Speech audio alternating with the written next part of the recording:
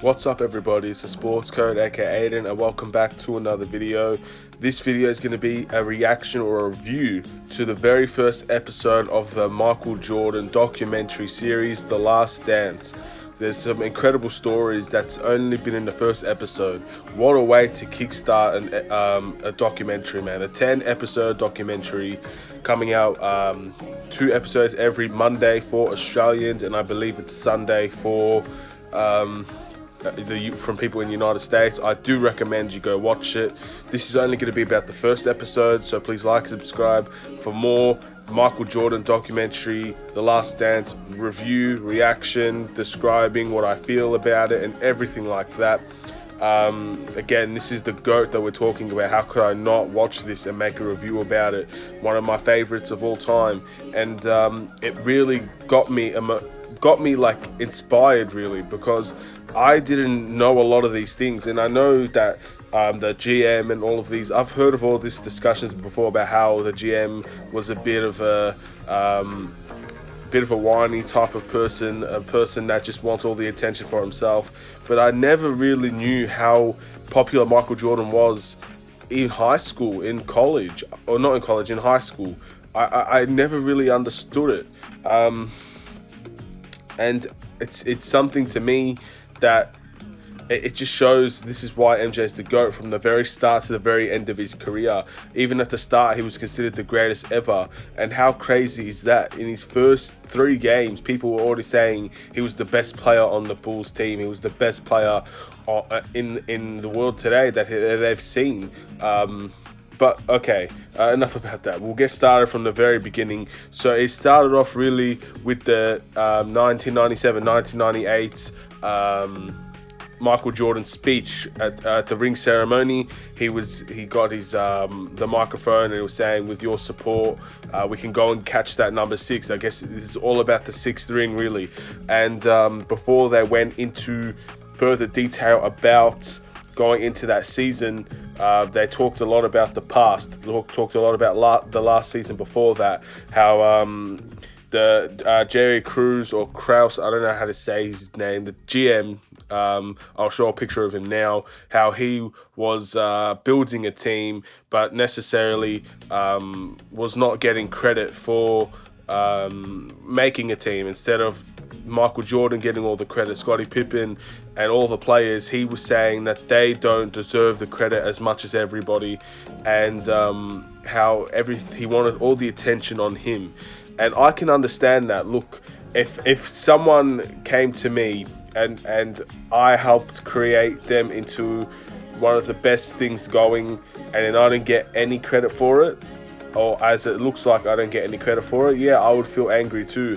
But this is the GOAT. This is Michael Jordan we're talking about. Yes, you probably made the right decision in getting Michael Jordan and all of this. You created the team. You got Phil Jackson. People gave you credit. But when you're seeking attention, you're becoming more of an attention seeker than anybody on the team, not even players. You're the general manager and you're seeking the attention. That's when the problem started to arise. You had Phil Jackson and him butting heads, and it was a cool story about how Michael Jordan pretty much said, I'm not playing for any other coach besides Phil Jackson. Gave that general manager an ultimatum there. All right, we're going to sign you for 1 more year, and that's it. I don't care if you go 82-0, you're done. That was something I didn't know a whole lot about. I didn't know that the tension was that bad between the coach and the general manager, or the players and the general manager. The general manager often was getting made fun of by a lot of the players because of the things that he said and the things that he believed, which going completely against what Michael Jordan believed. And it was just really interesting to see. All of this happened before that actual season started. All of the controversy between the team, rebuilding or not, the players not being up to the peak level. Can they win another championship? Is Phil Jackson the right coach? Clearly they wanted to go in a different direction, but Michael Jordan basically saying he doesn't want to play for another head coach, and he would hate to be in that position where he had to go play somewhere else, made everything pretty much stay the way it was for that season. You also, in order to go through how good Michael Jordan was, they also went to his past in high school, had Dean Smith, the high school coach, train Michael Jordan's become a very goal-oriented, completionist type person. Does everything a specific way, and helped make Michael Jordan the greatest in that high school team. And it was from obviously North Carolina.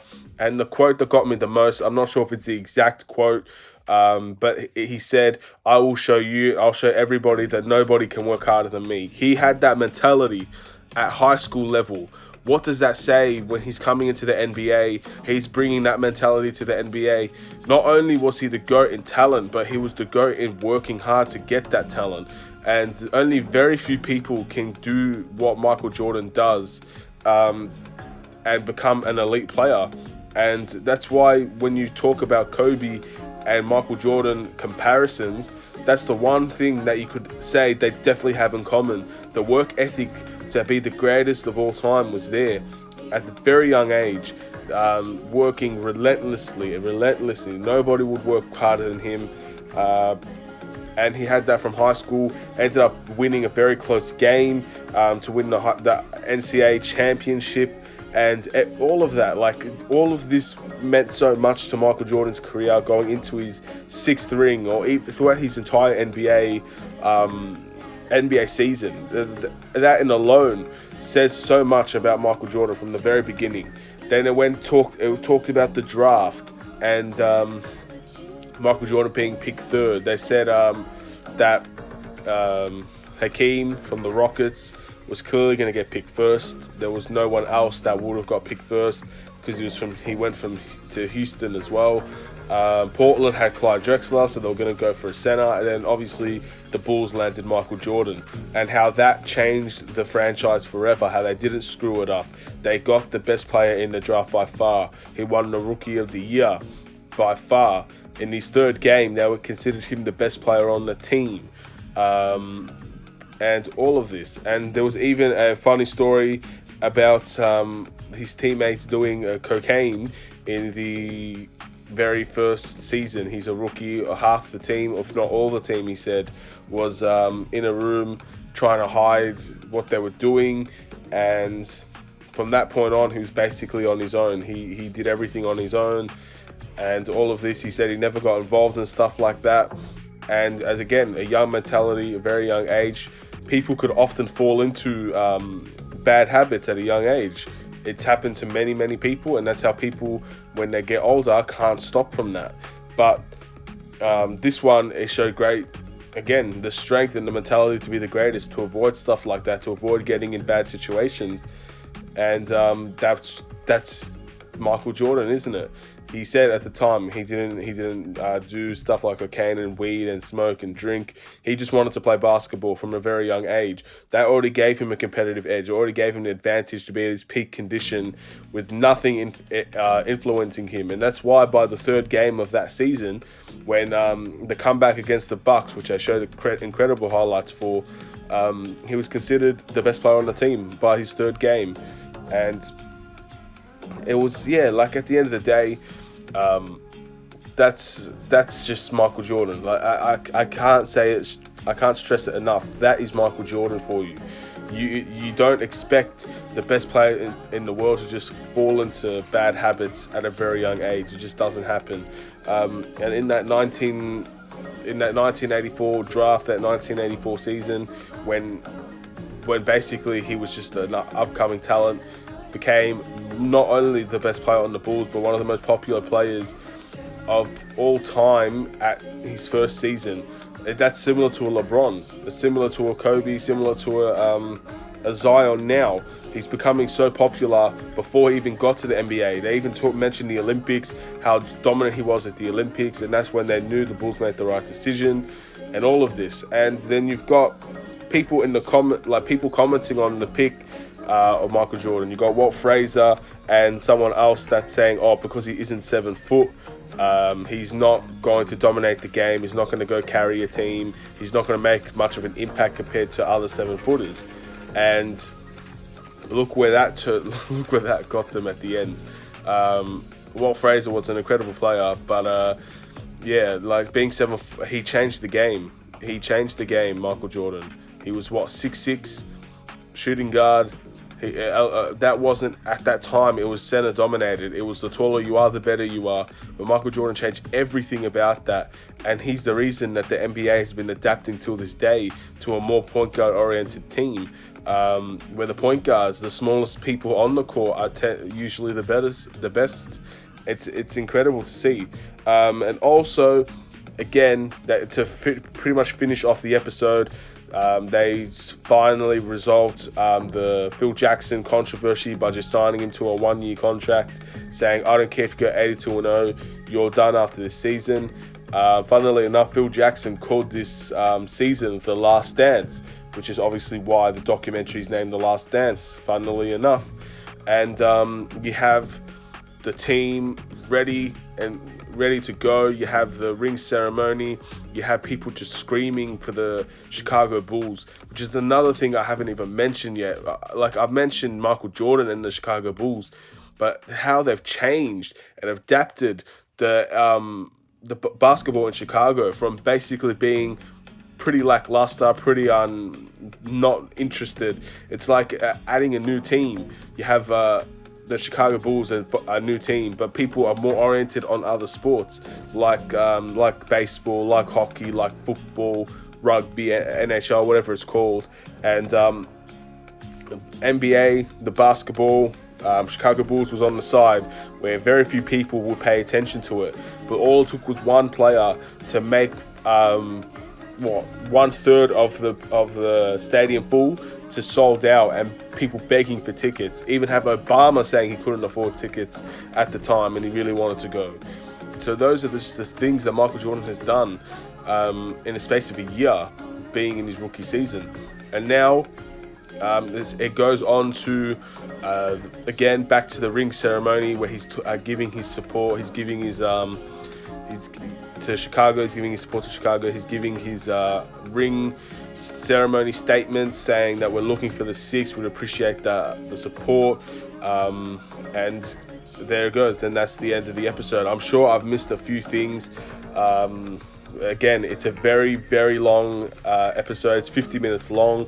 I do recommend to go watch this yourself if you want the utmost information from everybody. But I've given the statements that I feel like have been the most important. So obviously, just to sum up everything, you have the GM controversy between the players, Phil Jackson, and a potential rebuild going into a new direction. You also have the high school coach, the high school Michael Jordan, playing from North Carolina, becoming the hardest working player on the team, becoming the best player on the team. You also have the draft, saying that he's not 7 foot, so he's not going to carry a team. But the Bulls ended up not stuffing up the draft. The Olympics, you have the impact he's made on Chicago, and obviously the ring ceremony. And there is more to come, man. I'm very excited to see what's left to come. And again, this was a time where I wasn't born. I wasn't born. So a lot of this, I wouldn't have much more information than people that were actually living at the time, experiencing it. But boy, this documentary is giving me a whole new perspective on what it was like to be a Bulls fan back then. What was it like to be Michael Jordan and being such an inspirational role model around the world. You saw people in France just bombarding him all around the world. Something that you would expect it today from anybody, but back then it wasn't really a world-dominated sport compared to what it is now, and that's what was happening back then. And then, of course, we go into the 1997-1998 season with high hopes, and we're going into this documentary with high hopes. So I want to thank you all for watching this video. Please like, subscribe if you're new to the channel, and if you want to see more episode reviews or reactions for The Last Dance documentary by Michael Jordan, there's been 2 episodes to come out. Episode 2 review will happen as soon as I can get it done, watch it, enjoy it, and then give my perspectives on it. So expect that soon. Again, what an incredible start to a documentary. All this information was built up in one episode. There is probably so much that I haven't even mentioned, and there's so much more to come and all of that was basically before the whole documentary really began. That was the pilot episode. That was the episode to introduce everything, and look how much we've already learned. So episode 2 is only going to get better from here. Again, please like, subscribe if you're new to the channel, and hopefully I can provide more Last Dance documentary reviews soon. Thank you for watching. Have a wonderful and safe day. Take care.